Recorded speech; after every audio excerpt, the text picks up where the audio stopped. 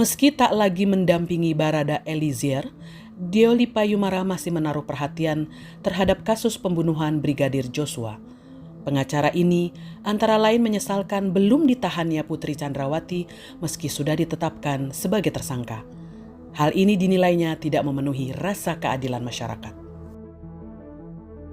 Memang belum pernah ada tersangka pembunuhan itu kemudian dilepas nggak ditahan, tuh belum pernah ada dalam sejarah Indonesia. Baru kali ini aja dalam perkara ini ada.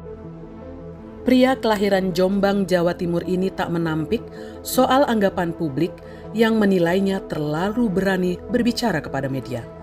Namun dia menolak dugaan juga profesi sebagai intel yang digaji negara, meski mengakui punya banyak teman di lembaga intelijen. Jadi intelijen itu artinya kita adalah melaksanakan pekerjaan menginteli. Kita punya hubungan hukum kok sama BIN, tanya sama para direktur BIN. Tak hanya lantang saat berperkara, Deoli Payumara ternyata juga punya hobi memetik gitar dan olah vokal. Berbekal pengalaman ngamen dari bis ke bis di Jakarta saat masih jadi mahasiswa, dia membuka sekolah musik dan berkolaborasi dengan Rido Slang dan Baim The Dance Company. Kita lagi nyanyi, yang keluar anjing kan gitu. Wow, lari kita. Sejak itulah kita nggak ngamen dari pintu ke pintu, tapi dari bus ke bus kan gitu, pindah lagi gitu.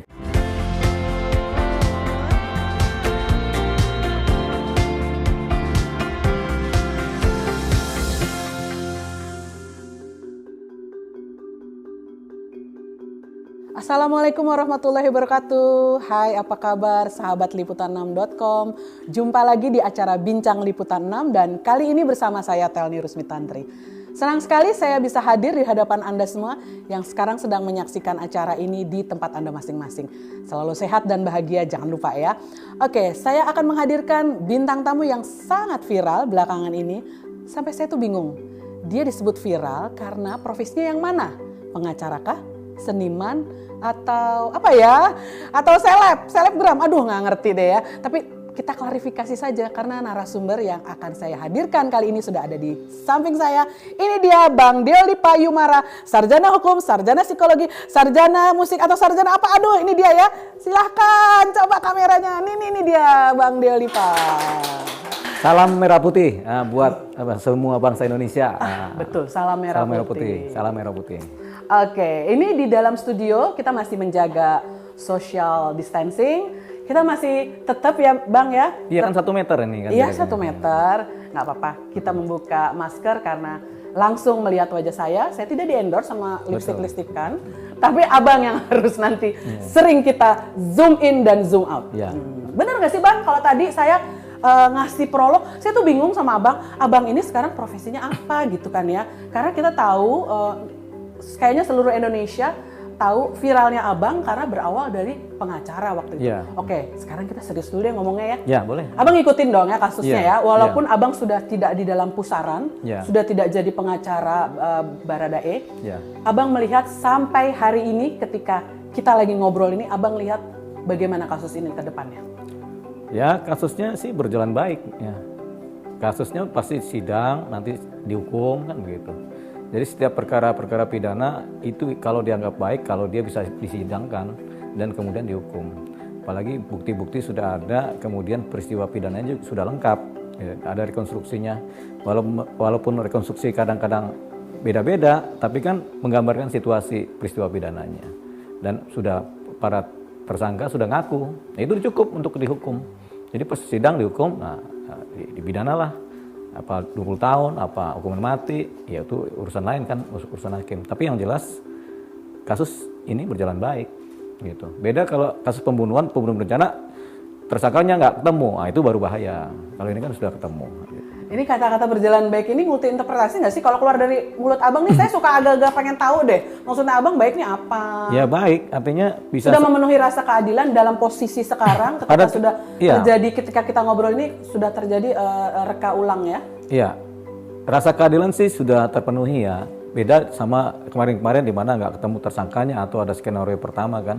Kalau ini rasa keadilan terpenuhi, cuman kurang karena ada beberapa proses hukum, proses penyidikan yang kemudian timbul kecacatan-kecacatan. Contohnya pas rekonstruksi kemarin pengacara korban nggak boleh hadir, nggak boleh masuk. Itu kecacatan secara rasa keadilan, secara pro justisia. Nah, kenapa cacat? Karena kan rekonstruksi itu kan sifatnya pro justisia. Pro justisia itu artinya pro sama justisia. Justisia itu artinya keadilan, peradilan, dan rasa keadilan. Nah, rasa keadilan masyarakat itu penting. Jadi ketika rekonstruksi kemudian tidak mencerminkan rasa keadilan masyarakat, itu kemudian menjadi cacat secara rasa keadilan. Cacat pro justisia namanya. Kalau sampai detik ini yang menurut Abang tidak pro justisia di tahap yang mana rasanya? Banyak itu sebenarnya. Termasuk salah satunya si Putri Chandra, siapa itu? Itu kan dia tersangka pasal pembunuhan berencana, tersangka pasal pembunuhan biasa 338. Itu seharusnya dan semestinya semua tersangka pembunuhan itu ditahan dan nggak boleh lepas.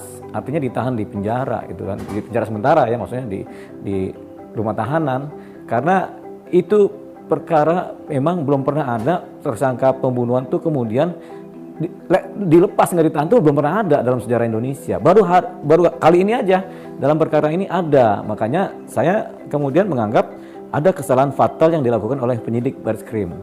Walaupun mereka bilang ini adalah kewenangan penyidik, tapi mereka tidak pro justisia. Subjektivitas penyidik mau ditahan apa enggak? Iya, memang subjektivitas penyidik, tapi subjektivitas penyidik harus memenuhi rasa keadilan masyarakat. Gitu. Kalau tidak memenuhi, ada 3 alasan, Bang. Salah satunya dia masih punya anak kecil, ada alasan kesehatan juga. Iya. Itu alasan yang dicari-cari untuk pembenaran, itu nggak bisa. Jadi banyak kok perkara-perkara lama di mana ibu punya anak baru 1 bulan langsung ditahan, kemudian macam-macam. Angelina Sondak pun ditahan, anaknya dibiarin kelereran, kan banyak kok. Ngapain nggak bercermin dari sana? Ini makanya ketimpangan, namanya privilege. Oke, sekarang saya kasih pertanyaan mungkin gini, Bang. Abang kalau memang masih menjadi pengacara salah satu tersangka, kan dulu kan sejarahnya Abang jadi pengacaranya Baradae. Emang apa yang akan Abang lakukan? Apakah bicaranya masih, kalau menurut saya ini masih agak normatif loh Abang dari awal ya. Belum panas nih Abang ya. Kasih tepuk tangan dulu dong. Bang, oke Bang. Ya sebenarnya kalau pemahaman saya dalam agama saya nggak boleh berandai-andai. Tapi ini pertanyaan, kalau Abang masih di posisi jadi pengacara, emang apa yang akan Abang lakukan? Begini, sebenarnya sampai sekarang pun saya masih pengacaranya si Eliezer. Gimana? Enggak katanya. Kata siapa enggak? Jadi gini, pencabutan kuasanya Eliezer kepada saya itu pencabutan kuasa yang cacat secara formil. Kenapa cacat formil? Karena setiap pencabutan kuasa harus oleh undang-undang didasari adanya alasan-alasan yang rasional, alasan-alasan hukum yang rasional gitu. Nah, pencabutan surat kuasa yang dia buat itu tidak disertai oleh alasan-alasan hukum sehingga cacat secara formal. Nah, dalam posisi ini saya sedang menggugat baik Eliezer, baik Kabar Reskrim, baik si pengacara barunya, kita gugat di pengadilan. Bahkan tanggal 7 September kita sidang terhadap gugatan kami itu. Nah, dalam posisi kami menggugat tentunya ini belum inkrah, sehingga saya tetap sebagai pengacaranya Eliezer. Pengacara barunya harusnya status quo, dia tidak boleh bertindak secara hukum.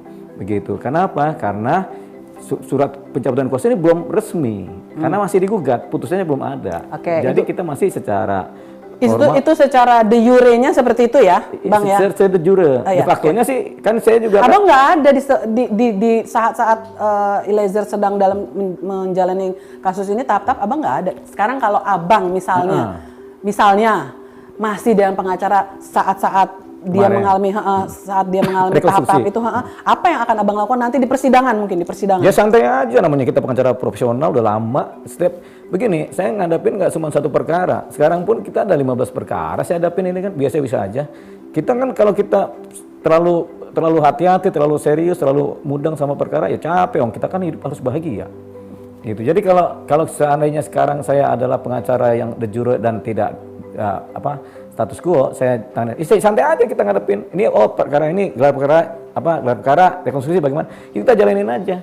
Biasa aja, saya nggak akan protes karena begini, setiap rekonstruksi hanyalah bagian-bagian dari pembuktian. Kuncinya adalah di persidangan. Di persidangan itulah nanti pembuktian resmi baik oleh penuntut umum, pembela maupun hakim yang memutus. Jadi di sana kuncinya. Kalau cuma parsial ini biasa aja. Ini kan cuma pasal-pasal kecil. Ini cacat juga nggak ada persoalan, ini cacat nggak ada. Nanti bundarnya kan bisa dibuktikan di persidangan, di peradilan. Abang bisa dapat gaya kayak gini tuh gara-gara apa sih Bang? Apa gara-gara dulu masih ada dalam tanda kutip bekas-bekasnya aktivis? Karena kalau saya lihat nih Bang ya, ini mohon maaf nih, Abang tuh tidak seperti stereotip pengacara pada umumnya. Oh ini pengacara beneran yang begini ini malah. Pada umumnya, bukan soal benar atau tidak benar.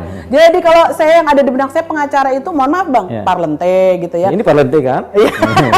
Apalagi. Terus Abang ini malah lebih terkesan seperti seniman yang rocker gitu. Iya, betul. Gimana tuh Bang? Kalau memang dasar saya aktivis ya 98, 95 itu udah aktivis kita kan sama yang lain-lain yang anak-anak tahun itu kan. Tapi dulunya kan saya pengamen dari rumah ke rumah gitu. Jadi tahun 93 itu setelah saya kuliah 2 itu kehabisan modal hidup itu kan, gaji orang tua udah pensiun lagi, sensan mayor. Jadi kita ngidupin diri sendiri, ada bantuan sedikit dari keluarga. Tapi sedikit, nggak cukup buat kita hidup. Makanya kita punya gitar, kita ngamen dari rumah ke rumah. 1 pintu, 2 pintu, 3 pintu. Kita suka ngitungin itu pintu-pintunya. Lagunya tetap sama dong, pintu sana sama. Sampai pada pintu keberapa itu kita lagi nyanyi, yang keluar anjing kan gitu. Wow, lari kita. Sejak itulah kita nggak ngamen dari pintu ke pintu, tapi dari bus ke bus kan gitu. Lagi, gitu. Bawa kencelengan yang di dalam bus itu ya? Iya, itu. Dan kita juga kadang nggak sendiri, kadang sama teman anak UI lain yang sama-sama susah. Ada anak sastra itu susah. Kita ngamen sama dia berdua. Dia nggak bisa nyanyi, nggak bisa main gitar. Bisanya tepuk tangan doang. Begini aja, tok, kita nyanyi. Tapi kita bilang, lu yang nagih duitnya ya, gitu. Berani dia, dari pojok sana ke pojok sana lagi, lumayan kan, berapa bus. Karena kita nyasar ke Jurang Mangu. Dari Depok, tahu Pasar Minggu, Blok M tutup, ke Jurang Mangu. Sampai di sana kita ingat, Jurang Mangu kan ada stand ya. Iya. Wah, kita lewatin, wah ini kampus yang dulu kita daftar tapi gagal terus nih. Ini kampus kacau nih kan begitu nih. Kita nggak dianggap kampus ini kan gitu, ada stand di Jurang Mangu. Belum sampai sana nyasar. Tapi nyasar juga aman kan, duit udah banyak. Waktu itu kan udah 30.000 apa berapa tuh kan, pulangnya enak. Pulang pun kan gratis, ke bawa gitar, gitu naik bus gratis. Itu jadi pengamen ini adalah orang-orang yang hidupnya emang benar-benar berat, susah. Dan kita ngalamin itu. Jadi makanya kayak kita nggak berubah, kita aja emang pengamen dasarnya kan gitu. Gitu. Tahu artinya ngamen? Ngamen, ada artinya? Nggak usah dijawab. Gimana? Nggak apa-apa, ini nanti di-cut kok. Salah ya. Oke, sahabat liputan6.com, ini di Bincang Liputan 6, senang sekali tadi ternyata baru berapa menit Abang udah bisa curhat sama aku Bang. Betul. Ya. Beda ya? Kisah bukan curhat, kisah. Oh, iya. Kisah itu harus diceritakan karena kisah ini bagian fakta kan, bagian dari sejarah juga. Abang sarjana hukum, sarjana psikologi dan memakai kesarjanaan hukumnya menjadi profesi juga ya, pengacara gitu. Dan Abang tidak mau mengubah style Abang seperti ini karena merasa dulu ada sejarahnya dengan gaya seperti ini. Dapat etos kerjanya, pelajaran hidup jadi dari pengamen ya. Oke, sekarang udah terkenal, udah banyak duit dong. Nggak mau ganti juga? Bukan sekarang. Kita sejak tahun 2010 udah banyak duit. Iya, 2010 sampai sekarang kita udah jadi, dulu 2006 tuh pengacara tambang kan, tambang batu bara waktu itu. 2010 kita menang perkara, 2009 terus kita dapat tambang 1. Kita di Kalimantan Timur. Batu bara. Oh, Abang jadi sekarang juga pemilik atau pengusaha tambang ya? Iya, sekarang kita malah punya 2 tambang. 1 Kalimantan. Uang nggak berseri ya Bang ya? Hah? Uang nggak berseri ya? Uang tetap ada serinya, cuma banyak banget. Iya, sedap. Karena uang ada serinya tuh, kodenya tik gitu. Cuman kan ini banyak. Artinya ada perubahan materi pun Abang tidak mau merubah style ya? Enggak lah, enggak susah. Tetap dengan seperti ini. Oke.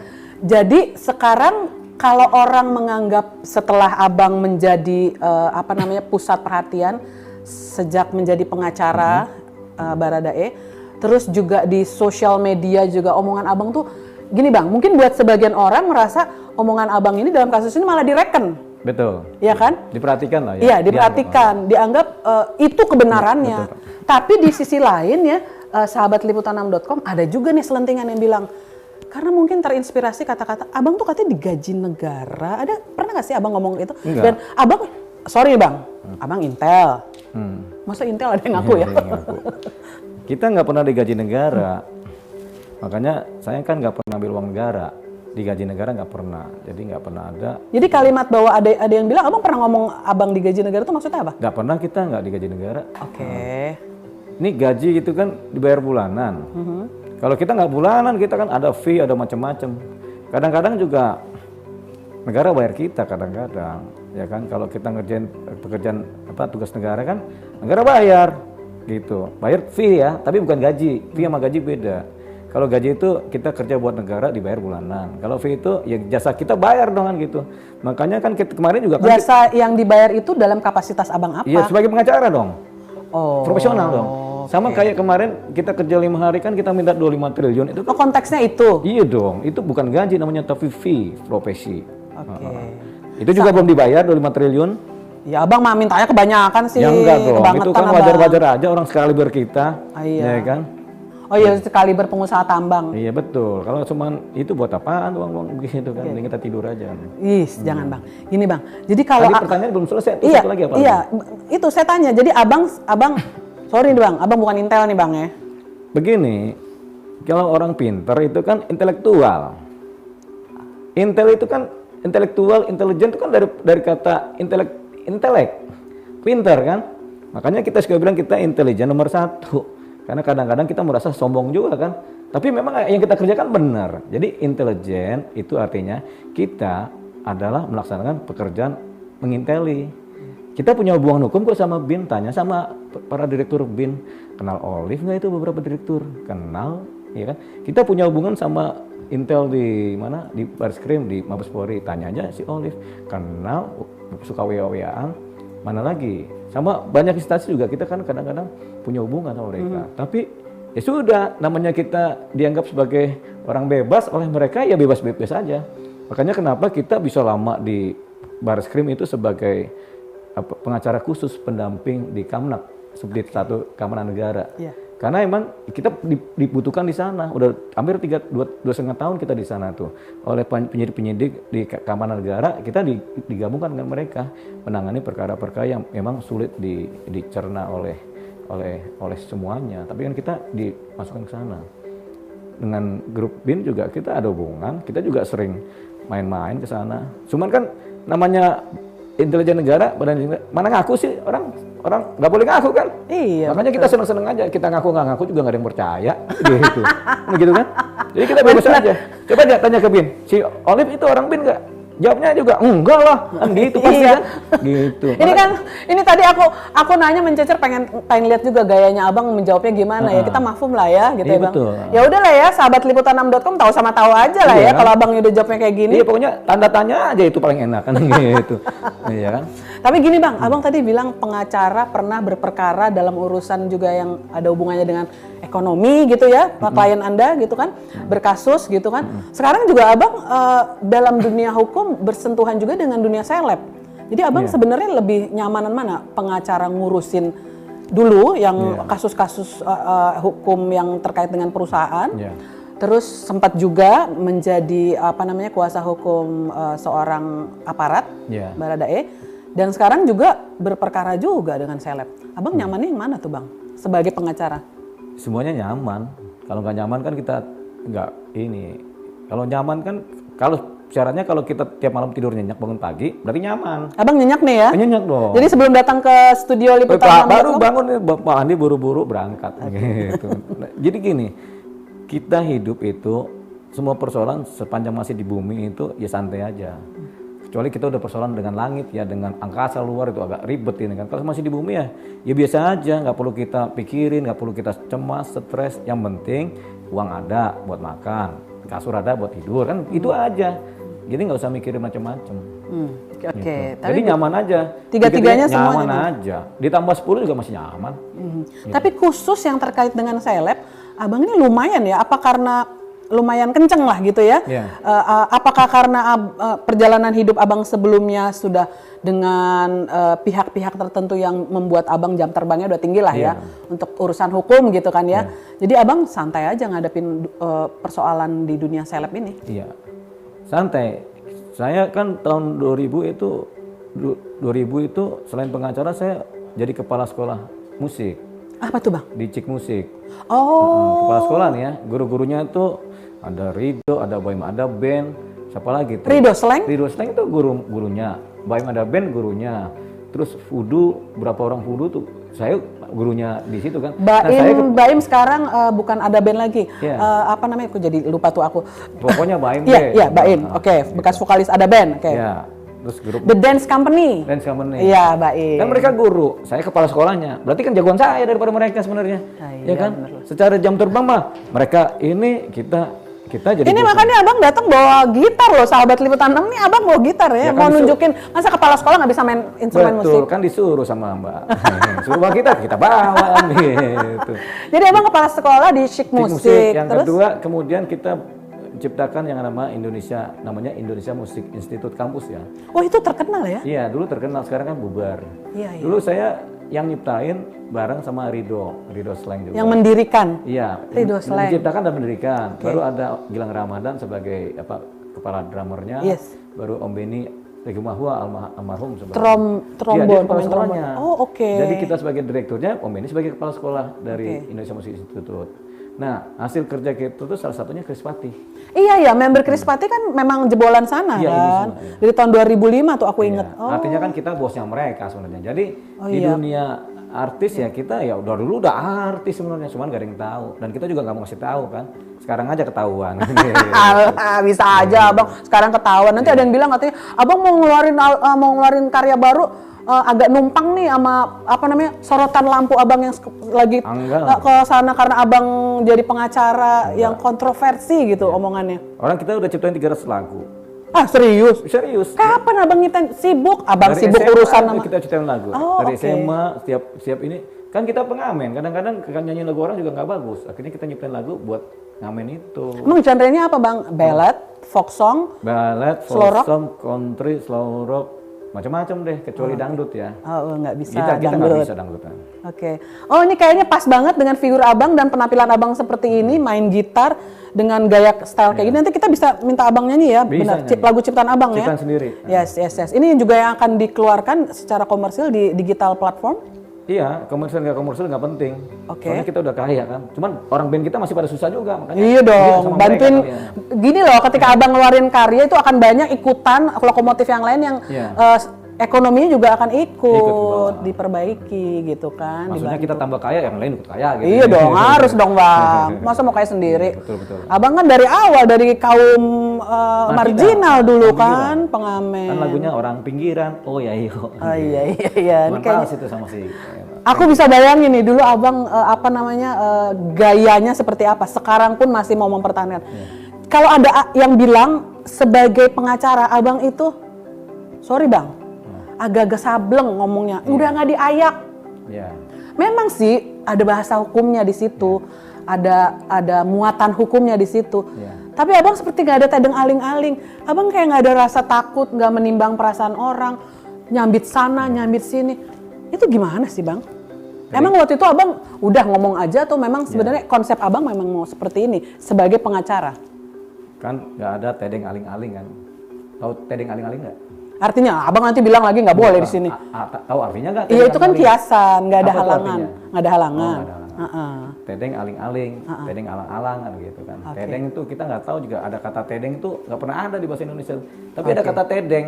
Nanti kita buka KBBI ya, Iya, kamus KBBI KBBI. aja, ya. Terus pertanyaan tadi apa? Iya, Abang kenapa harus ceplas-ceplos gayanya? Kalau ngomong nggak pakai memang. tedeng aling-aling, walaupun Abang sebagai kuasa hukum udah gitu sering, kalau menurut saya bukan hanya nggak normatif, tapi Abang seperti menyambit sana, menyambit sini, nggak ada rasa takut. Iya. Kayaknya Abang apa gitu loh yang mau Abang sampaikan, walaupun ada muatan hukumnya Iya. kalau ngomong. Dulu kan kita kalau ngamen di bis itu kan suka berantem sama kenek. Oh iya, iya. Wah, jalan lu, ini lu. Soalnya dia suka ngusir. Bah, jangan ngamen di sini. Kita marah-marah. Iya lagi penuh bisnya Iya kan. makanya itu satu. Yang Oke. kedua jadi aktivis di kampus di UI kan, aktivis KBUI. Kita juga harus teriak-teriak nih sama mahasiswa tuh. Wah sini lu rapi kan gitu. Nah, itu makanya kita keras sama yang begitu-begitu karena kadang-kadang mahasiswa ini kadang-kadang pada males, jadi kita harus gerakan emosinya mereka dan itu kebawa menjadi karakter kita kan setiap hari. Terus berperkara juga kadang-kadang memang harus kasar. Mengungkapkan kebenaran itu harus kasar, nggak boleh juga halus-halus atau pakai unggah-ungguh bahaya, kita dimakan orang gitu. kita orang Jawa, kawan kita banyak kan orang dari Medan nih kan gitu kan. Kalau kita pakai gaya Jawa, kalah kita dimakan sama teman-teman yang dari Sumatera Utara kan. Makanya kita galak lagi sama mereka supaya mereka takut. Gitu. Itulah. Tapi maksud saya mungkin bukan style berangkat pada etnis tertentu, tidak Bang. Bukan. Tapi Abang memilih kata, diksi dan juga intonasinya itu seperti menyamber banyak orang gitu. Iya, kalau kan kita gampang melihat itu benar tidak, kan gitu kan. Kalau itu tidak benar kita sikat, itu tidak benar kita sikat, kan gitu. Kalau itu benar kita diam kan gitu kan. Kita dukung gitu. Gampang melihat kebenaran itu paling mudah sebenarnya. Tapi sulit buat orang-orang yang nggak terbiasa melihat kebenaran secara hakiki ya. Kalau kita kan melihat kebenaran, ini benar, ini benar. Kita bisa pakai insting kita, ini benar, ini nggak benar. Jadi gitu. Jadi kalau benar ya kita harus tegas sama kebenaran. Kita harus jaga kebenaran secara lantang. Gitu. Makanya kita yang disebut tidak tedeng aling-aling itu. Kita harus lantang menyuarakan kebenaran. Walaupun ada resikonya. Ya tapi kan resikonya sudah kita alami banyak resiko zaman dulu juga. Resiko paling berat dalam hidup kan mati. Tapi semua orang kan pasti mati. Ya sudah berarti kan nggak ada resiko. Kalau pasti mati juga kan begitu. Iya. Kalau Abang seperti itu memilih jalan, Abang ada rasa khawatir nggak? Orang, sorry Bang, sebagai profesi pakai pengacara, mikir 2 kali kalau memakai Abang jasanya untuk membela klien, mungkin calon klien. Ada kekhawatiran seperti itu nggak? Karena kan sekarang Abang kita melihat Abang tidak tedeng aling-alingnya itu karena kasus ini kan yang menyedot perhatian. Tapi untuk calon klien yang lain, Abang ada rasa khawatir nggak mereka? Wah, ini modelnya yang kayak begini nih. Ada nggak sih kekhawatiran seperti itu? Kita kan selain hukum dilandasi oleh ilmu jiwa. Jadi klien itu kita lihat jiwanya dulu, matanya, sorotan ceritanya, benar salahnya, terus sanubarinya kan kita dalamin dulu. Kalau dia adalah benar secara sanubari, secara kejiwaan, kita bela. Nah kalau dia nggak benar, ya kita juga nggak mungkin kita bela. Tapi kita nggak boleh menolak klien kan, kita salurin sama anak buah kita yang untuk ngurus-ngurusnya. Gitu. Tapi kita nggak campur. Makanya ada beberapa perkara yang nggak pernah saya sentuh. Ya secara fundamental ya, misalnya perkara orang terlibat narkotika, baik kurir baik pengguna, itu nggak pernah saya berani campur. Karena apa? Ketika mereka menggunakan narkotika, otak dan pikiran mereka udah konslet rata-rata, kejiwaannya udah bisa bohong, bisa apa, jadi benar salahnya susah ketemunya. Terus nanti mereka berulang lagi, makanya kita nggak pernah bela kalau perkara narkotika. Malah itu komitmen Abang ya? Iya, kalau perkara pembunuhan ini kita bela pembunuhan tuh, kita cari benarnya bagaimana, salahnya gimana supaya apa? Keadilan publik tercapai. Jadi kita nggak melihat membela klien karena dia bayar atau enggak. Kita lihatnya bagaimana kebenaran yang terjadi itu hakikinya ada dan kita bisa sampaikan kepada masyarakat ikut serta ya dengan para penegak hukum lain. Kalau dalam konteks ketika membela menjadi pengacaranya Baradae, Abang memakai ilmu kejiwaannya waktu itu apa? Pertama Abang melihat, kalau boleh dilihat sosoknya klien Anda waktu itu? Eliezer pada waktu saya ketemu pertama itu kan galau. Galau itu hasil dari depresi, ketakutan, kebimbangan, sama ada tanaman-tanaman skenario di kepalanya. Sehingga dia muter-muter aja kan. Walaupun di tingkat penyidikan pertama itu sudah mulai ada titik terang ya, titiknya doang sama terangnya doang sedikit kan gitu kan. Tapi dari jiwanya dia itu masih banyak kegalauan, kerisauan. Mau ngomong takut salah, mau menyampaikan juga takut salah kan gitu kan. Nah, itu yang kita tangkap sebagai suatu posisi depresi. Depresi karena tekanan-tekanan kan sama yang kepala. Itu yang harus kita hilangkan dulu depresinya. Makanya kita ajak dia ketemu Tuhannya kan. Dia berdoa, dia bernyanyi-nyanyi sehingga pelan-pelan ketakutan dia mulai berkurang. Timbullah kenyamanan. Kenyamanan itu depresi mulai hilang. Setelah itu kan mudah dia terus terang ya, karena dia sudah pasrah sama Tuhannya, dia terus terang lebih lancar lagi. Oke. Seperti itu. Dan sekarang Abang sudah tidak jadi pengacaranya, tapi Abang tetap memproduksi kalau aku bilang ada statement-statement yang... Enggak, kita pengacaranya Eliezer dalam status quo, bukan tidak jadi pengacara. Saya adalah pengacaranya Eliezer dalam status quo. Kenapa? Karena masih kita menggugat. Yes. The jure masih ya. Iya. Oke. Bang, pertanyaannya, ketika Abang menghadapi kasus sebagai pengacara di dunia selebriti, bagaimana ilmu kejiwaan Abang diterapkan? Ya pasti kita terapkan. Mungkin klien kita nggak paham, musuh kita, lawan perkara kita nggak paham, tapi kita paham. jiwa mereka bagaimana, kerisauan mereka kan kita lihat. Walaupun mereka tegak, kita bisa tahu orang lagi risau. Itu mudah saja. Sama seperti kita kalau melihat klien ini banyak duit apa enggak nih, ya kan? Ini orangnya pelit apa enggak? Kita bisa lihat dari risalah ceritanya, wawancara dengan dia, terus bagaimana dia ini. Kalau kita lihat nih klien ini banyak duit, terus murah hati, bosan banget kita. Gitu, nggak perlu kita ngomong, dia ngirim duit aja gitu. Hanya rekening kita penuh kan begitu. Gitu. Itu pemilihan klien loh ya. Gitu. Bang, kita udah berapa menit nih, abang bisa melihat saya secara ilmu kejiwaan gimana? Oh, bisa. Lagi banyak duit apa enggak? Ya itu lagi susah aja hidupnya. Susahnya apa bang? Ya, nggak boleh? ada, nggak usah disebut. Read me. Nggak usah, ini kan nggak boleh. Kalau ilmuwan psikologi itu nggak boleh menjustifikasi seseorang di depan orang itu. Cakep. Gitu. Iya benar. Jadi kita harus jaga rahasia setiap manusia. Iya. Nanti kita di belakang aja ya bang ya, Ya, ketika kamera nggak ada. Nggak usah disebut. Bang Dio, Ya. yang juga menjadi perhatian netizen, masyarakat, dan tentunya kami semua sebagai wartawan media mainstream adalah yang sampai sekarang sepertinya motif itu masih belum terang dalam kasus yang tadi abang katakan ya, bahwa Ya, kasusnya ini ya, ya. siapa? Sambo. FS. Oke. Kalau abang melihatnya seperti apa sih? Motif. Yes. Ini motif pembunuhan berencana. Ya. Kan banyak sekali motif ya. Jadi gini, kalau motifnya bagaimana Sambo kemudian memikirkan melakukan pembunuhan berencana, motifnya itu kan tentunya adalah adanya di Magelang. Di Magelang itu pada saat dia terima telepon dari si tanggal 7 malam, dia terima telepon dari si siapa? Kuat, salah satu sopirnya, maupun telepon dari Putri, begitu. Nah, dia bicara motif, kemudian dia akhirnya melakukan tindak pidana pembunuhan berencana ya Di Jakarta. Di Jakarta. Sekarang motifnya apa? Tentunya motifnya adalah emosinya dia tinggi karena cerita tentang ini kan gitu. Pertanyaannya, yang diceritakan oleh Putri dan Kuat itu benar tidak ke Sambo? Itu pertanyaannya. Sehingga timbullah niat membunuh kan begitu kan. Nah, motif ini nggak pernah jelas karena Kuat dan Putri maupun yang lain itu akhirnya kan tersangka dan mereka udah 5 kali bikin kebohongan kepada publik.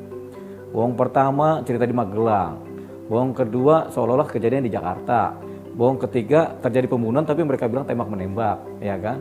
Banyak sekali pembunuhan, bahkan sampai sudah ini masih bohong juga. Gitu. Jadi banyak sekali kebohongan. Pertanyaannya, apakah kita percaya dengan cerita mereka? Karena sudah sampai 5 kali berbohong dan berurut. Bohong 1, bohong 2, bohong 3, bohong 4, bohong 5. Kalau saya pribadi secara kejiwaan, saya nggak akan pernah percaya lagi omongan mereka. Mungkin juga termasuk masyarakat Indonesia nggak pernah percaya lagi omongan mereka. Sehingga apapun motifnya menjadi tidak bermakna. Tapi berdasarkan dugaan ya bang? Iya, namanya dugaan tuh boleh. Dugaan itu selalu... Itu bukan pengakuan dari Eliezer yang menjadikan Eliezer saksi? menyatakan dia curiga. Sama-sama menduga. Iya, jangan-jangan gitu kan. Nah, makanya kenapa Eliezer nggak berani tuangkan dalam bentuk BAP. Karena juga dia menganalisa. Nah, pertanyaannya, apa sih motifnya? Motif ini nggak pernah didapat sebenarnya. Tapi semua dugaan. Sama seperti Komnas HAM ketika kemarin mereka menyimpulkan adanya dugaan si Yosua melakukan pelecehan. Bagaimana sebuah institusi sebesar Komnas HAM kemudian menduga si Yosua melakukan pelecehan seksual dan diumumkan ke publik. Padahal ini baru dugaan kan gitu kan. Nah, seharusnya kalau pakai ilmu hukum tentunya kita marah. Tapi karena dia menduga, ya nggak bisa juga kita marah atau kita laporkan dia Komnas HAM ke polisi kan? Karena dia menduga. Persoalannya dia adalah lembaga resmi negara. Gantian kepada bagaimana saya kemudian dilaporkan oleh pihak-pihak lain karena saya dengan dugaan saya kemudian mencipta ini. Nah, yang salah kan ya kita menduga boleh aja. Komnas HAM aja boleh menduga, masa kita nggak boleh menduga, ya kan? Makanya saya mungkin ketika ini ada laporan ke saya di Bariskim, saya dan Pak Komarudin dilaporkan kan. Ketika kami berdua dilaporkan, nggak apa-apa. Ini dugaan kita kok dilaporkan. Nanti pelapornya kita laporin balik. Laporan apa? Laporan memberikan keterangan tidak benar kepada aparat negara, memberikan laporan tidak benar kan. Dugaan itu boleh dalam dunia hukum. Makanya setiap somasi selalu kami menduga ada tindak pidana ini. Kami menduga. Itulah dugaan itulah, gitu kan. Itu belum pasti kebenarannya. Ya, artinya tetap pembuktiannya kan memang di pengadilan gitu. Pembuktiannya Iya dong. Ini kan masalah dugaan. Betul, ada di pengadilan. Nah, di pengadilan pun belum tentu juga terbukti dugaan ini. Kenapa? Kalibernya para tersangka adalah tukang bohong semua. sehingga omongan mereka pun bisa jadi bohong semua gitu. Oke. Intinya gini Bang, kalau Abang melihat motif itu menjadi tidak penting karena belum jelas masih kebohongan Iya, lagi. karena Sambo Jadi sebenarnya nanti ketika dibawa ke ranah ke persidangan. Iya, persidangan tuh kayak apa nanti Jadi gini, menjelaskannya? yang paling penting adalah peristiwa hukumnya, peristiwa pidananya, yaitu orang membunuh orang lain. Itu faktanya. Bukti-buktinya ada pistol, ada sarung tangan, ada peluru, ada lokasinya, ada TKP-nya, ada dan otopsi jenazah. Otopsinya ada, visumnya ada, forensiknya ada. Itu penting, baru para saksi. Itu yang paling penting itu. Pembunuhan berencana kan cukup dari Sambo aja bilang, saya emang merencanakan membunuh, selesai. Gak usah dicari motif. Motif itu cuma kembang-kembangnya. Selalu memang ada kewajiban motif, tapi motif itu apapun juga nggak menjadi dasar dalam hukum. Tapi ini menarik menjadi konsumsi publik ketika motif itu berbau dalam tanda kutip, sorry Bang, skandal gitu kali ya. Akhirnya jadi konsumsi publik, jadi orang berspekulasi. Iya, motif ini kan bisa bohongan juga. Seringkali dalam suatu perkara tindak pidana pembunuhan berencana, seringkali motif yang disampaikan di persidangan itu motif bohongan. Sering sekali terjadi dan itu diabaikan oleh nggak dianggap juga oleh hakim karena hakim tidak memutus berdasarkan motif. Motif itu sebagai sarana pertama untuk menjalankan suatu cerita. Tapi itu kadang-kadang gini, contohnya begini, ada satu orang membunuh secara berencana karena dia pengen ngerampok di rumah itu, dia pengen ngerampok kan, tapi dia ngebunuh seorang ini kan, dia rencanakan pembunuhan kan gitu kan.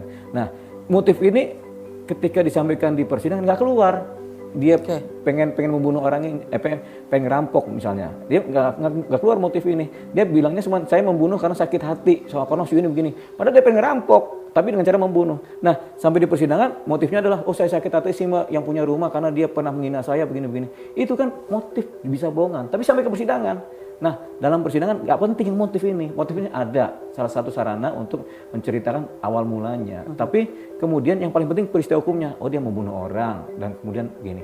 Padahal motif sebenarnya kan dia pengen ngerampok, cuman belum selesai udah ketahuan begitu. Itu salah satu ininya. Oke. Ya. Sahabat liputan6.com ini kayaknya waktu terus berjalan ya. Kita pengen ngomong sih 2-3 jam nih Bang ya. Iya nggak apa-apa. Yes, Abang semua oke aja ya. Abang masih on terus ya. Tapi gini Bang, tadi Abang bilang bahwa Abang nih musisi menciptakan ratusan lagu, tapi saya belum percaya kalau Abang belum nyanyi gitu kan. Di YouTube-nya ada. Iya, oke. Enggak, saya maunya di depan kamera liputan6.com Abang nyanyinya gitu. Yes, gitu. Oke, penyanyi idola Abang itu namanya Frankie Selatua almarhum. Soalnya dulu itu waktu kita kuliah di waktu kita kuliah di psikologi UI, Bung Frankie itu sama istrinya suka datang ke kampus. Suka nyanyi-nyanyi di kampus psikologi ya. Iya. Terus kemudian kita ketemu dong, namanya kita juga seniman, pengamen, ngobrol sama dia. Dia ngajarin cara nyanyi, cara olah vokal, dia ngajarin tuh. Sembari dia ngerokok. Nah, jadi gini, Lip, gitu. Cerita dia ini. Kita tiru dia punya cara latihan musiknya, latihan vokalnya. Karena ini, cuman kita ngerokoknya nggak kita tiru. Oh iya, oke. Mereka kan perokok berat juga. Yes, Abang nggak merokok ya. Oke. Jadi Abang terinspirasi dari idolanya, makanya Frankie Selatua sama Iwan Fals. Iwan Fals. Makanya dalam penampilan menyanyi pun Abang senang sambil membawakan atau memainkan instrumen gitar gitu kan. Kita nyanyi boleh dong ya Bang? Boleh. Oke. Ini bagusnya juga nih Abang tadi saya penasaran Bang. Abang ini kayaknya gitarnya model kayak ini. Abang tuh kidal. Kita lihat bagaimana penampilan Bang Deo Lipa Yumara menyanyikan lagu ini, sekaligus nanti akan menjadi istilahnya klarifikasi dan juga konfirmasi. Memang dia seniman, menciptakan lagu sendiri dan dia akan membawakan lagu sendiri. Terinspirasi dari Frankie Selatua dan juga Iwan Fals. Kayak saya nanti jadi backing vokalnya aja nggak apa-apa ya? Nggak apa-apa. Backing vokal. Oh tuh Frankie and Jen, kita nyanyiin lagu Frankie dan Jen. Bilang dulu sama Jen. Telmi dan Intel. Enggak Intel ya. Nggak ada yang tahu kalau itu mah. Iya, ngapain sih nanyain itu melulu? Oke, udah pada mafhum ya. Ini kita akan melihat penampilan Bang Deo dengan gitarnya. Bang Deo tuh ternyata nanti main gitarnya gini ya, kidal ya. Dan tentunya saya mengucapkan terima kasih atas perhatian Anda semua sahabat liputan6.com di acara Bincang Liputan 6 yang menyaksikan di tempat Anda masing-masing tentunya ya, di streaming, di sosial media kami atau di video kanal berbagi ya. Mudah-mudahan apa yang menjadi penasaran Anda tentang sosok sang pengacara yang eksentrik ini sudah terjawab bersama pertanyaan-pertanyaan saya, dan tentunya ambil yang baik dari wawancara ini. Kami sebagai media mainstream ingin mengklarifikasi apa yang menjadi rasa penasaran netizen atau pembaca kami. Baiklah, kita akan terus mengikuti kasus yang ditangani atau yang sudah tidak ditangani secara fakta oleh Bang Dio, tapi juga memberikan apresiasi terhadap karyanya Bang Dio sebagai seniman ya. Saya Telni Rusmi Tantri dan seluruh kerabat kerja tentunya akan mengucapkan sampai jumpa di acara Bincang Liputan 6 yang akan datang, dan kita akan langsung menyaksikan suara emas Dio Lipa Yumara. Oke.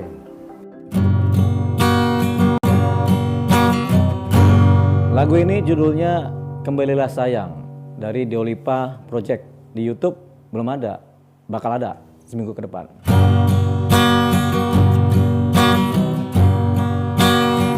Oh iya, lagu ini diciptakan udah lama ya. Udah ada berapa tahun yang lalu ya. Berapa puluh tahun yang lalu.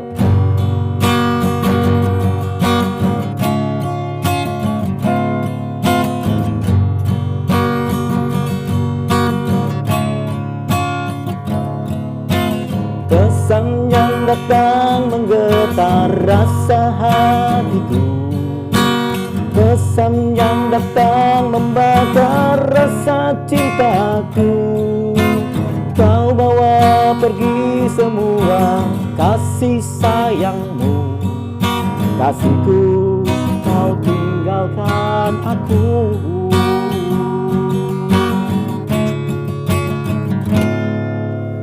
Hanya kenangan sayang ku pegang darimu, hanya harapan yang lekat dalam jiwaku.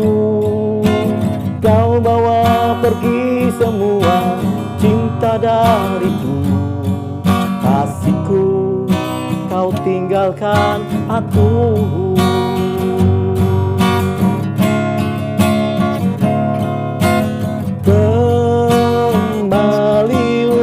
Sayangku, kembalilah cintaku. Ku di sini menunggu, kasihku, datanglah padaku.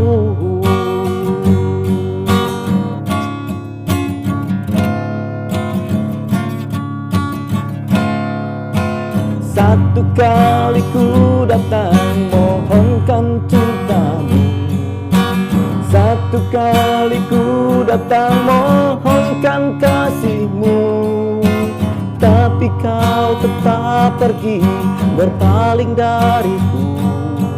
Kasihku, kau tinggalkan aku.